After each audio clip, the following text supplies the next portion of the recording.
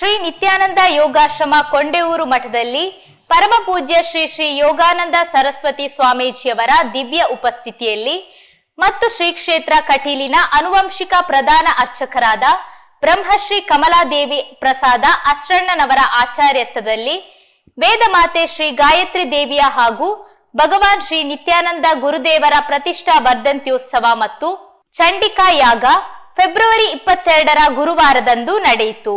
ಪ್ರಾತಃಕಾಲ 7:30ಕ್ಕೆ ಚಂಡಿಕಾ ಯಾಗ ಆರಂಭವಾಗಿ ಪೂರ್ಣಾಹುತಿ ಮಹಾಪೂಜೆಯೊಂದಿಗೆ ಸಂಪನ್ನಗೊಂಡಿತು. ಮಧ್ಯಾಹ್ನ ಸದ್ಗುರು ಶ್ರೀ ನಿತ್ಯಾನಂದ ವಿದ್ಯಾಪೀಠ ಕೊಂಡೆಯೂರು ಇದರ ವಿದ್ಯಾರ್ಥಿಗಳಿಂದ ಮಹಿಷಾವಧೆ ಎಂಬ ಯಕ್ಷಗಾನ ಬಯಲಾಟ ನಡೆಯಿತು. ಈ ಎಲ್ಲಾ ವೇದಿಕಾ ಕಾರ್ಯಕ್ರಮಕ್ಕೆ ಊರ ಪರವೂರಿನ ಸಹಸ್ರಾರು ಭಕ್ತರು ಸಾಕ್ಷಿಯಾದರು.